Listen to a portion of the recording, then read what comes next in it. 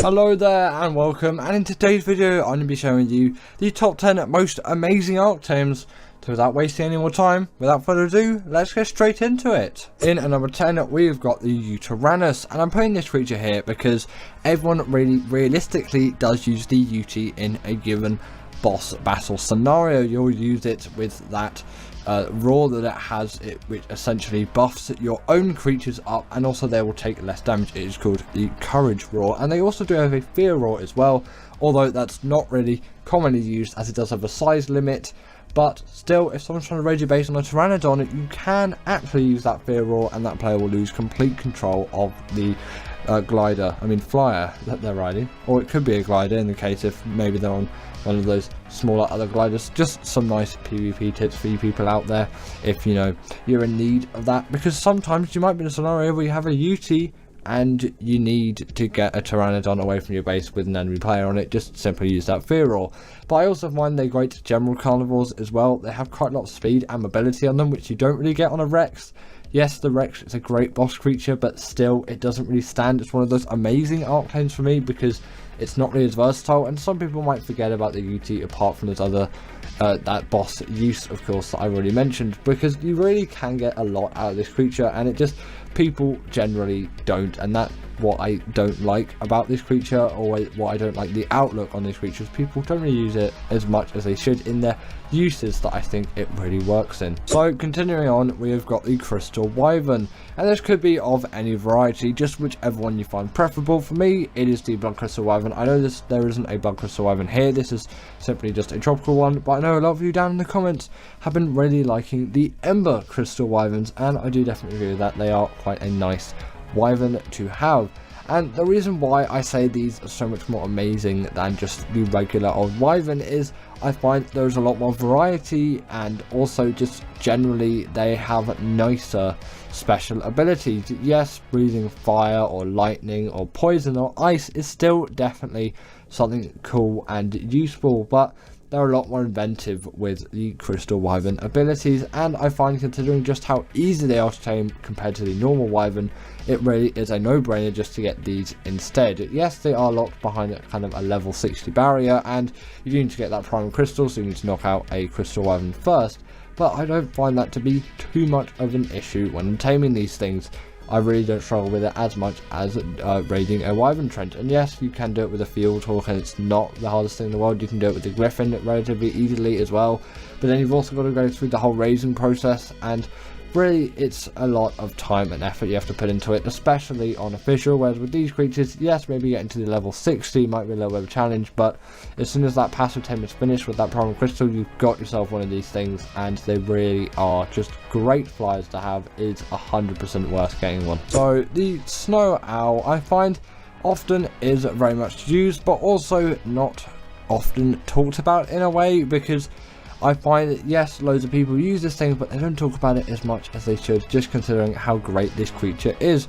And some might say, well, there's just simply better creatures out there, and I will agree, it's not the cream of the crop, it's not the best art creature out there, but it definitely is one of those most amazing ones in my opinion. But obviously, considering that we're only in the number 8 spot, there is still going to be a lot more to come. With this creature, namely, they do have the Dive Bomb ability, which you can also find on the Desmodus and the Griffin, a terrific ability which I really do love, as it vastly increases the speed that a flyer can travel at, even if they're just general coasting in terms of their flying is not the fastest. If the RG had this ability, it would be absolutely insane. The RG is actually later on in the list, by the way, if you're wondering about that thing.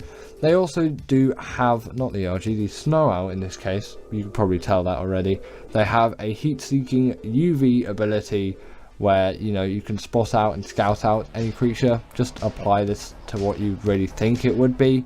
And also they can heal any kind of creature as well, that being your own creatures, wild creatures, or tamed ones. It goes around full circle. And also this is really useful as well if you're knocking out a wild creature and yeah, its health is simply too low. You've pumped so many tranks into it that its health is really low, but also it's still not knocked out yet, and sometimes you might get this on some wrecks as if they've been battling stuff before. Their health is already quite low and you start knocking them out and it really gets to a stage where you can't put any more tranks into them.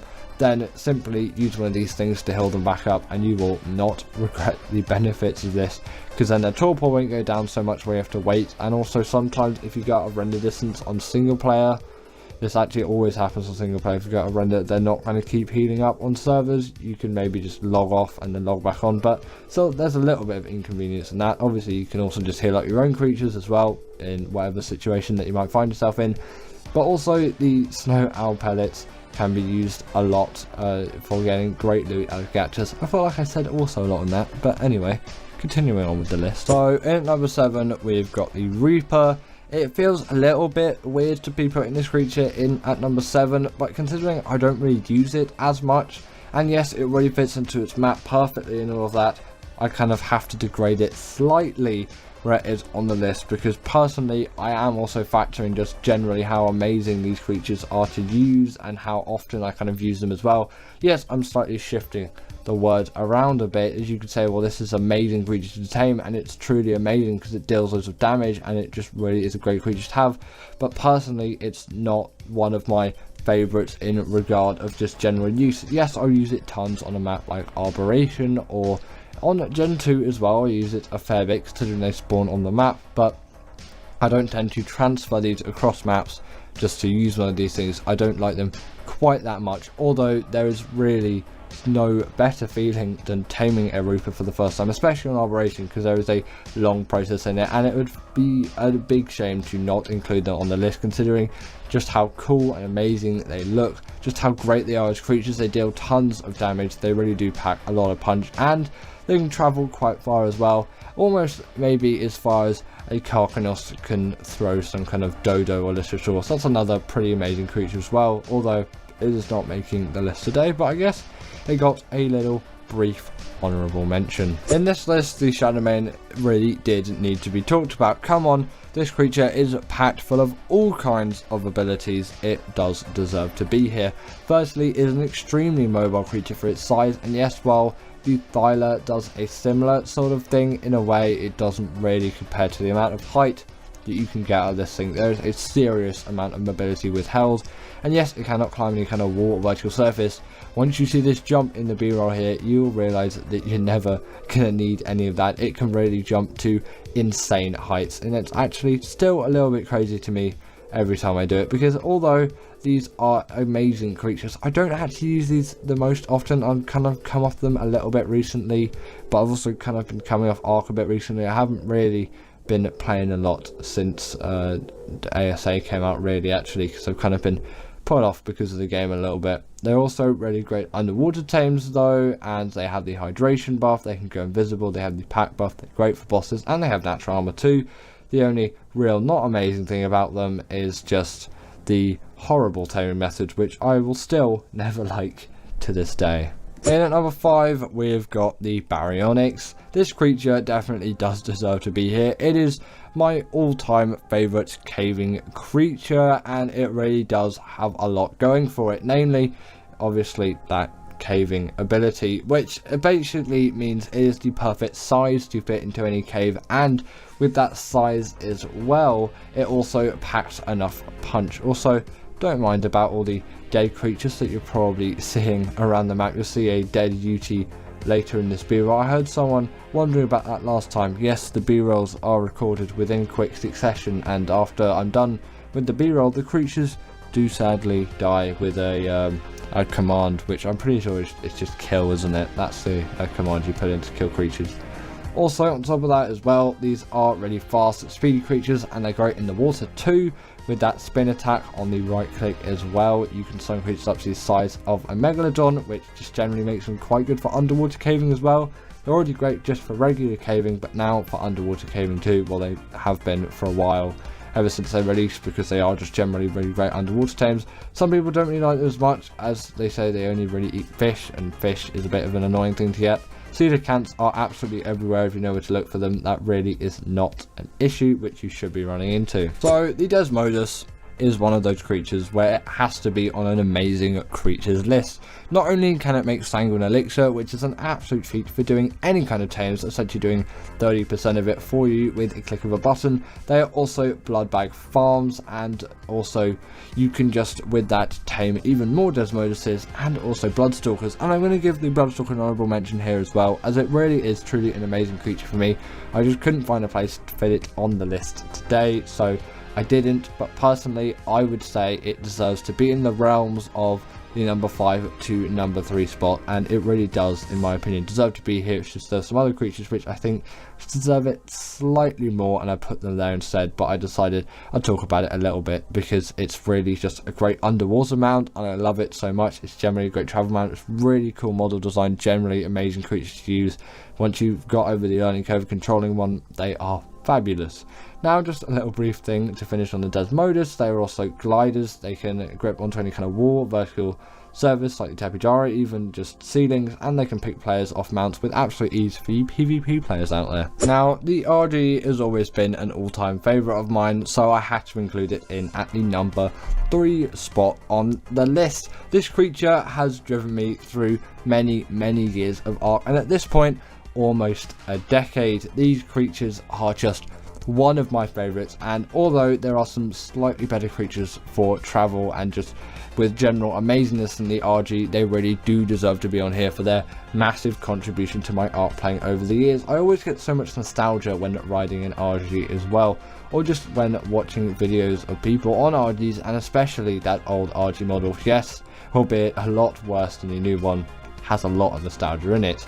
Either way, the RG is like the best metal carrier out there, having weight reduction on things like metal, crystal, and obsidian. I'm pretty sure it's 50%, although my numbers can be a little bit out to date sometimes because I'm not really playing a lot of Arc at the moment. Like I have said, ever since ASA came out, I've just been a little bit off put by Arc in general. But they can also pick up tons of creatures as well, which really does play to their benefit. You pair them with Anki and a Dodic, you can get loads of metal, stone, crystal, obsidian, all of those resources which you really do need. They also have a smithy as a saddle, so if you've ever done some caving, which I like to do a lot, then you can just repair your armor if those pesky ass players have got it, or if any of your pikes or gear or swords or things like that have been broken, can easily repair them as long as you've got some metal ingots and saddle the RG, because I don't have to go back to my base just to repair some armor because I usually DKs in quick succession.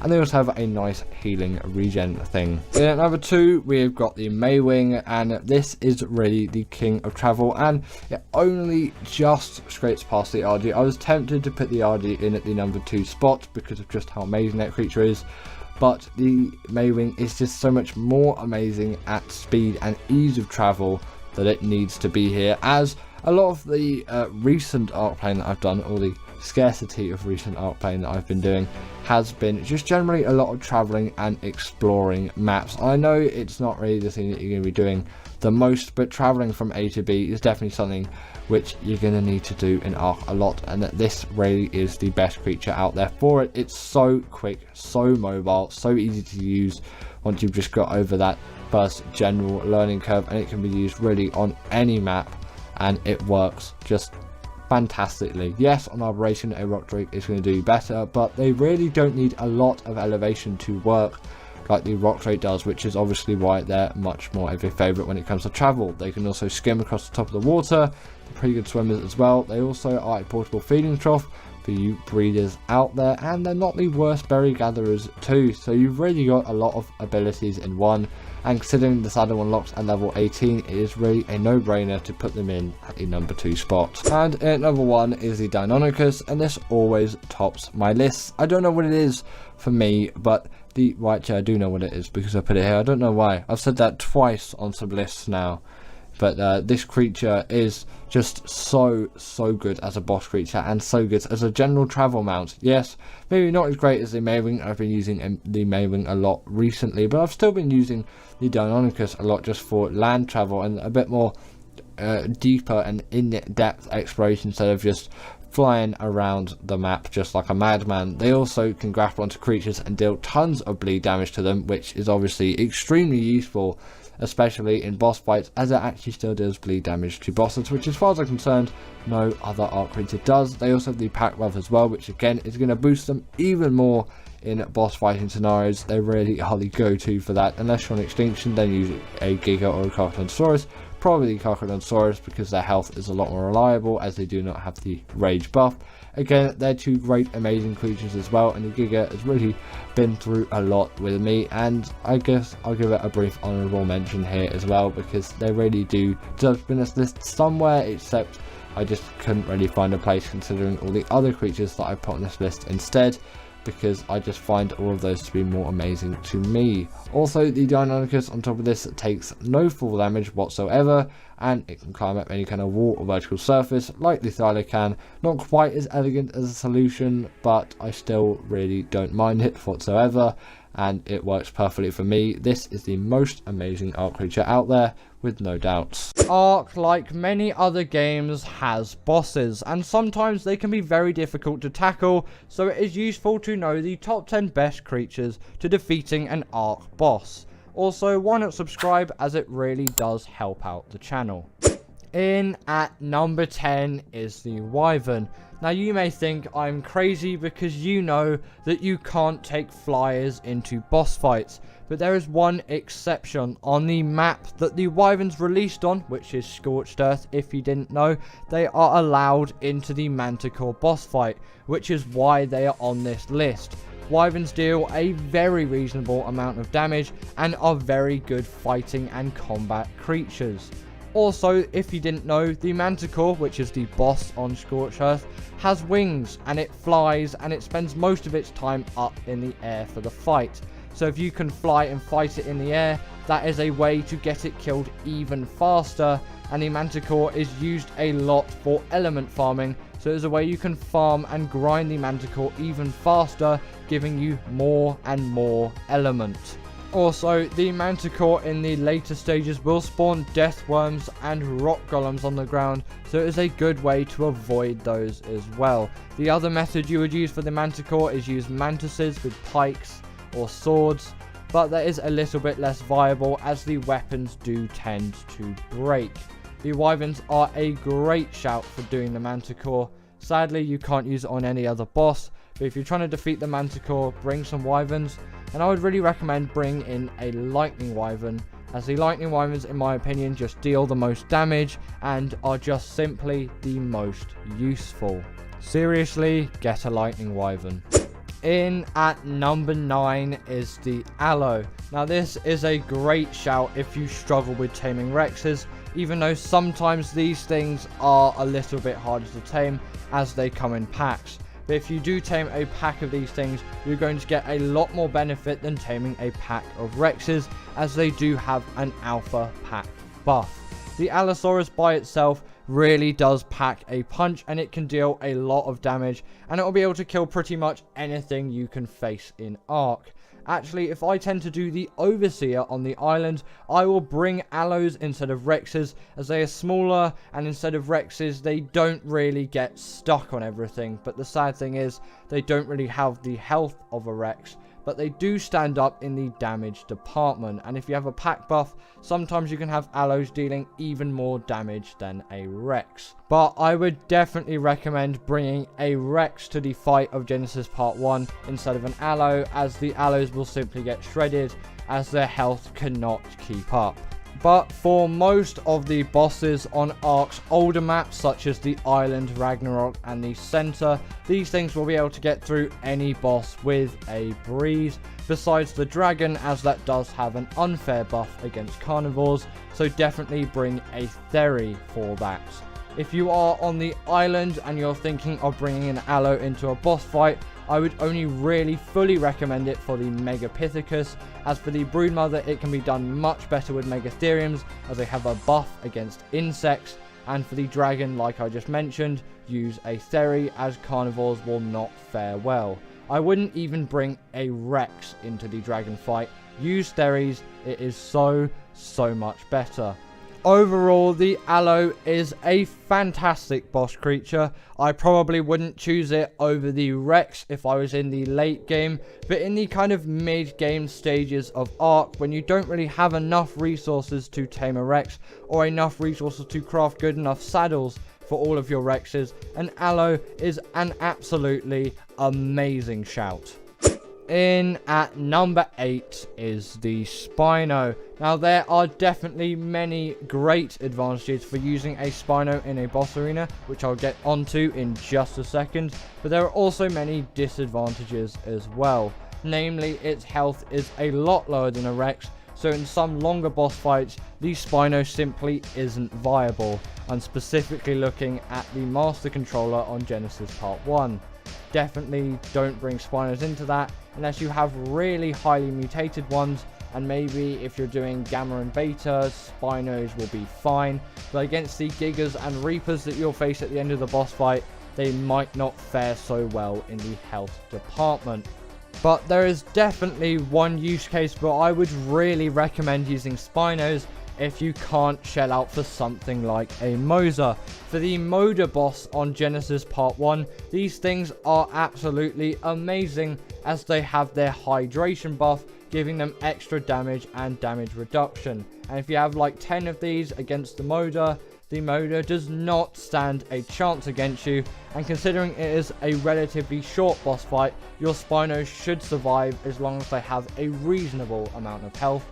I'm looking about over 25,000 here.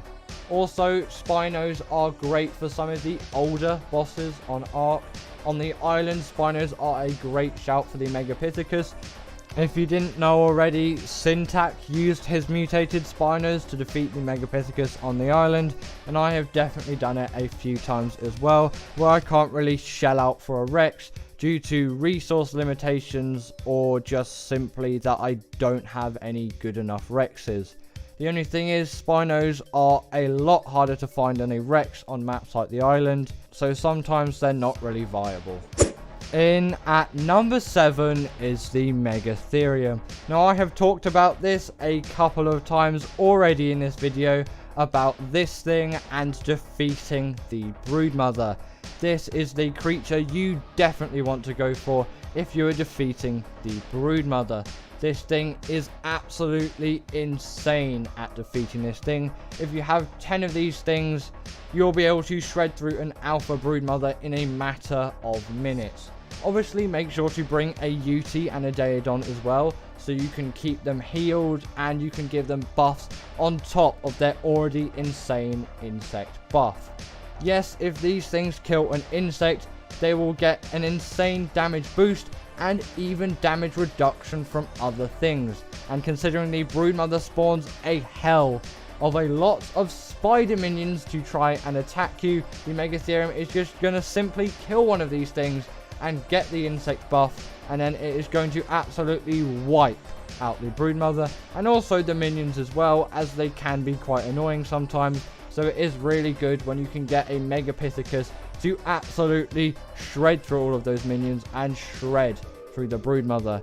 Yes, maybe for the Gamma and Beta Broodmothers, you're probably not going to need a Megatherium to easily secure yourself the win, but for the Alpha, it is definitely worth it to tame a few Megatheriums.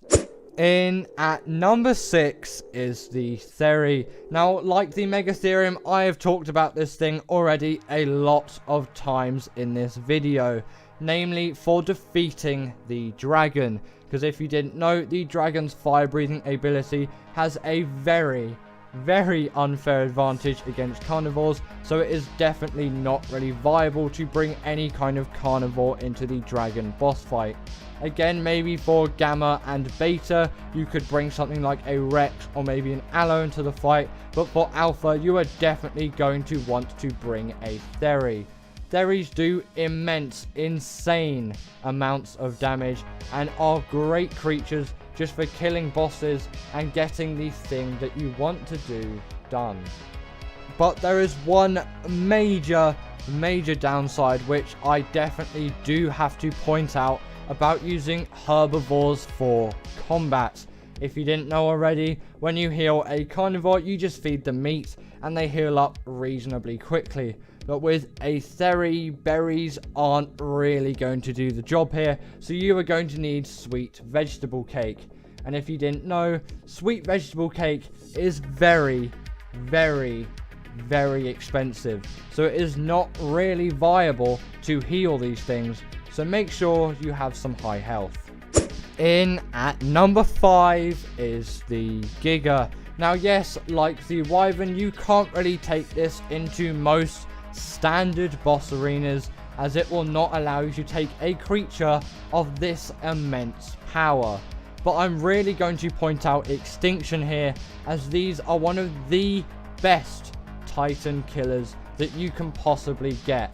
There is essentially no other creature, apart from another creature that is also on this list, that will kill Titans as efficiently and effectively as the Giga does. The Giga deals immense amounts of damage in also very high quantities. This thing can attack very quickly and also has a bleed ability on top of that, providing even more damage. And if you have a couple hundred of these things, or more realistically around 50, these things will absolutely slice through the Alpha King Titan, which is the final boss on Extinction.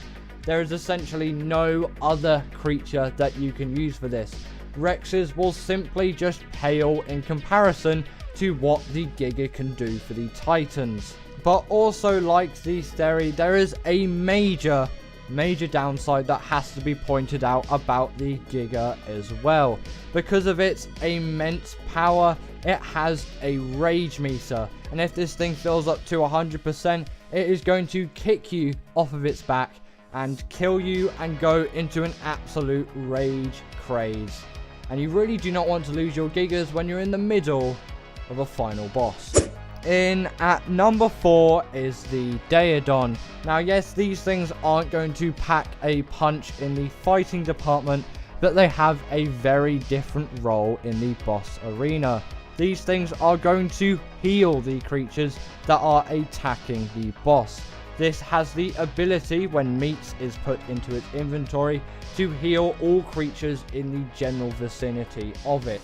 But just remember, this thing is going to plow through meat when you do this, so at least put 1,000, maybe 2,000, sometimes even up to 5 or 10,000 pieces of raw meat into this thing's inventory, because it is going to absolutely slam through all of this meat. Really, just don't use this for actually fighting the boss though. I want to make that clear, as it is simply just going to die instantly. This is supposed to be for healing creatures, not fighting the boss. I have made that mistake before when I looked at a previous boss guide. Don't do that. In at number 3 is the Carcharodontosaurus. Now this is the only creature that can really match the Giga in the boss fighting department, and it also has the benefit that it does not have that rage meter. This thing isn't going to kick you off once it has been dealt enough damage.